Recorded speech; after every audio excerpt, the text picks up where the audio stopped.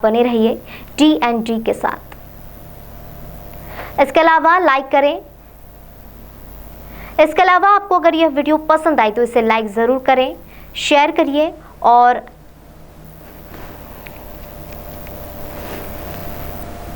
इसके अलावा अगर आपको यह वीडियो पसंद आए तो इसे लाइक करिए और शेयर करिए और हमारे चैनल को सब्सक्राइब भी जरूर कीजिए। पसंद आए तो इसे लाइक करिए और शेयर करिए और हमारे चैनल को सब्सक्राइब भी जरूर कीजिए। पसंद आए तो इसे लाइक पसंद आए तो इसे लाइक करिए और कीजिए।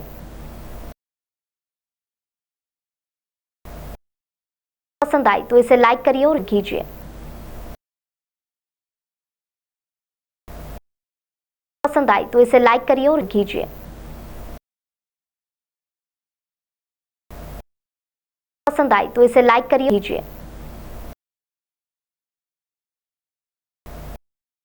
पसंद आए तो इसे लाइक करिए और कीजिए। पसंद आए तो इसे लाइक करिए और कीजिए। पसंद आए तो इसे लाइक करिए और कीजिए।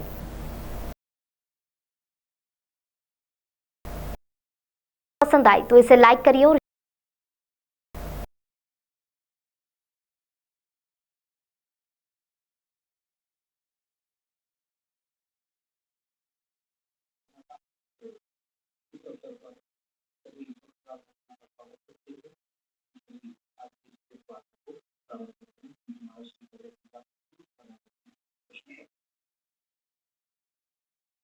सभी पत्रकार बंधुओं का स्वागत है। जैसा कि देश में अभी कुछ स्थितियां चल रही हैं, आप सभी जानते हैं। आप ही के मध्य प्रदेश में, क्योंकि अभी हम मध्य प्रदेश में ही बैठे हैं, छिंदवाड़ा में बैठे हैं, खरगोन सेंधवा में रामनवमी के दिन जो एक आक्रमण हुआ, राम यात्रा निकालते समय उन लोगों पर हमला किया गया, उसी का विरोध करने के लिए हमने महाराष्ट्र, उस समय हम महाराष्ट्र में कथा कर रहे थे और महाराष्ट्र में हमने वाशिम डिस्ट्रिक्ट में हनुमान जी के प्राकट्य दिवस पर एक बहुत बड़ी शोभा यात्रा निकाली थी। शांतिप्रद तरीके से, किसी दूसरे का ना नाम ना कोई एक भी ऐसा नारा नहीं, सिर्फ अपने हनुमान जी का नाम लेते हुए हम लोगों ने वो यात्रा निकाली और पूरे देश में ये बताने के लिए कि हम अपने धार्मिक आयोजनों को शांतिपूर्वक तरीके से मनाना चाहते हैं। 16 तारीख को निकाली गई इस यात्रा का क्या परिणाम हुआ ये हम बाद में आपको बताएंगे। फिर आपने देखा कि करौली राजस्थान में एक खास समुदाय के द्वारा राम यात्रा पर भी हमला किया गया। फिर अलवर राजस्थान में 300 साल पुराना जो मंदिर था, जिस तरीके से वो व्यवहार किया गया हमारे देवी देवताओं के साथ में, आप समझिए 300 साल जिस छवि की पूजा हुई हो उसके प्रति हमारी उनमें कैसा देवत्व जागृत हो जाता है, वो कितना हमारी आस्था का भावना हो जाती है, ये कितनी बड़ी बात हो जाती है। और उस 300 साल पुराने मंदिर को विकास के नाम पर हटा दिया गया। हम किसी भी पार्टी की बात नहीं कर रहे हैं, चाहे वो कोई भी हो, दोषी कोई भी हो, लेकिन क्या ये उचित है कि हमारे देवी देवताओं का 300 साल से जिनकी पूजा हो रही है, उनका अपमान इस तरीके से विकास के नाम पर कर दिया जाए, उनको हटा दिया जाए। फिर दिल्ली जहांगीरपुरी का जो मामला है, आप सभी जानते हैं, उसमें हम ज्यादा बात भी नहीं करना चाहते, लेकिन आप ये समझिए कि इस तरीके का कार्य हमारे देश में हो रहा है, भारत में। हमारे देश का संविधान सभी धर्म के लोगों को अपने अपने धर्म का पालन करने का अधिकार देता है और हम अपने देश में राम कृष्ण की पूजा न कर सके, हनुमान जी की पूजा न कर सके, अपने देवी देवताओं की पूजा न कर सके। प्रादेशिक सरकार जो कार्रवाई कर रही है वो प्रदेश सरकार की जिम्मेदारी है, वो अपने कार्य को करे, अपने हिसाब से करे, उसमें हम धर्माचार्यों का कोई लेना देना।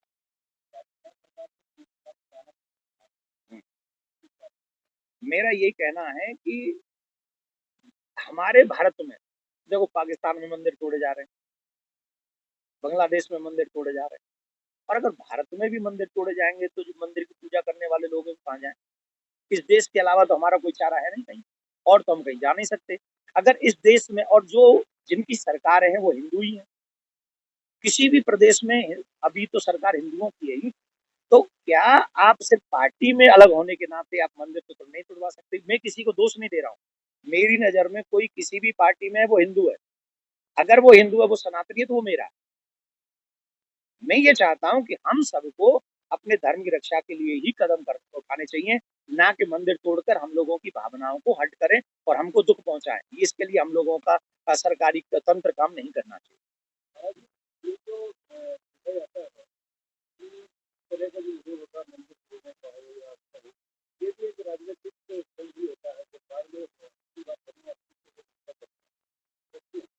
देखिए, सबसे पहली बात है मैं राज जी, जी।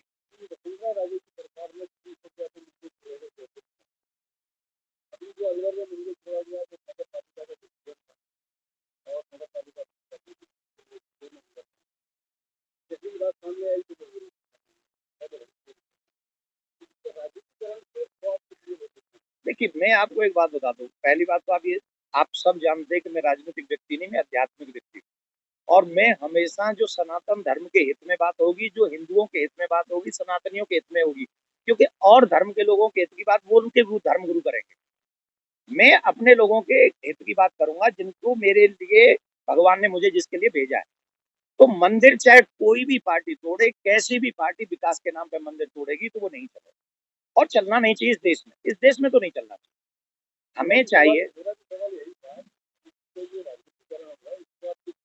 देखिए, मैं एक बात कहूँगा कि हम सबको धर्म की रक्षा के लिए ही करना चाहिए कार्य, चाहे आप पत्रकार हैं, आज सबसे ज़्यादा पत्रकार सनातनी होंगे, आज सबसे ज़्यादा पॉलिटिशियन सनातनी होंगे, आज सबसे ज़्यादा आईएएस, आईपीएस सभी जगह पर हमारे सनातनी होंगे, सबसे ज़्यादा बिज़नेसमैन भी इस समय देश में हमारे सनातनी होंगे, उसके बाद भी सनातनियों के साथ ही अगर ये होता रहा, तो हमको लगता है कि हम जैसा दुर्भाग्यशाली कोई नहीं होगा। हम अपने देश में अगर अपने धर्म की रक्षा नहीं कर सके तो हम लोगों के लिए दुर्भाग्य है। जो जिस जगह पे है अपने धर्म अपने संस्कारों की रक्षा करना हम सबकी जिम्मेदारी है, चाहे वो पत्रकार हो, चाहे वो कथाकार हो, चाहे वो कलाकार हो, चाहे वो नेता हो, चाहे अभिनेता हो, चाहे बिजनेसमैन हो, चाहे आईएएस आईपीएस कोई ऑफिसर हो, ये सब का एक दायित्व ईमानदारी से होना चाहिए। माथे पे तिलक लगाओ, अपने संस्कार अपने बच्चों को दो और अपने धर्म की रक्षा अपने देश में करो। जो धर्म की रक्षा करते हैं वो देश की रक्षा कर सकते हैं और धर्मो रक्षति रक्षिता। तुम धर्म की रक्षा करो, धर्म तुम्हारी रक्षा करेगा और धर्म की रक्षा अगर नहीं कर पाए तो ये कुर्सियां 10-5 साल रह सकती है, इससे ज्यादा आप लोगों पे नहीं रहती। तो हम जी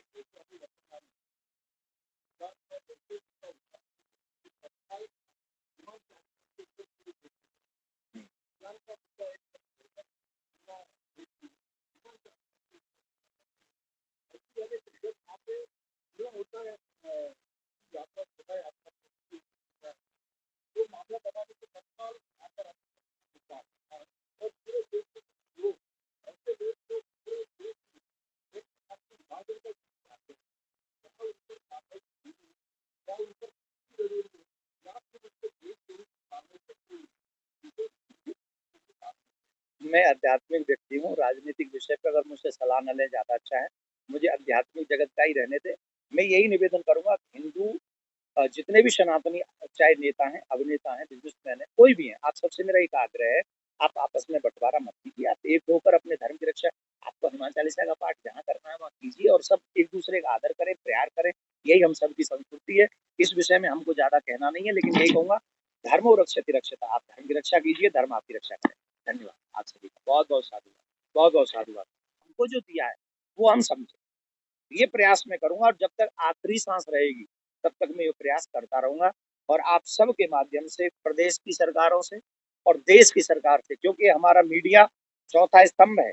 मीडिया अगर सही दिशा में हम लोग जैसे आप लोग कर ही रहे कार्य, अपनी सभी खबरों को आप समाज को जागरूक करते हैं, इसके लिए मैं आप सबके माध्यम से प्रादेशिक सरकारों को और देश की सरकारों को 2 निवेदन करना चाहता हूँ। पहला, ईश निंदा की ईश निंदा करने वाले पर एक कानून बने।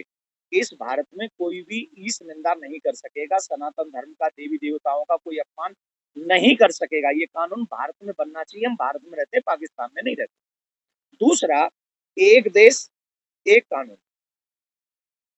एक देश में 10 लोगों की व्यवस्था, किसी को 10 विवाह और किसी को 1 विवाह की अनुमति नहीं हो सकती। किसी को 10 संतान, किसी को 1 संतान की अनुमति नहीं हो सकती। किसी के साथ ऐसे न्याय होगा, किसी के साथ ऐसा। एक पे अगर कोई बात भी कह दे तो उसे अरेस्ट करके जेल में डाल दिया जाएगा, और एक पे 50 केस हों तो भी उससे पूछताछ नहीं होगी। ऐसा कि देश में कानून ना हो। हम देश की सरकार से, प्रादेशिक सरकारों से प्रार्थना करेंगे, एक देश, एक कानून होना चाहिए, कॉमन कोर्ट हम सबके लिए होना चाहिए। और इस देश की प्रगति के लिए हमको ये आज़ादी मिले कि हम माथे पे तिलक लगा के, गले में कंठी पहन के अपने भगवान की पूजा स्थापना कहीं भी करें, हमें कोई भी डिस्टर्ब नहीं करेगा। और सभी लोग अपनी-अपनी करते ही हैं तो हम भी करें, बस यही चाहते हैं। धन्यवाद।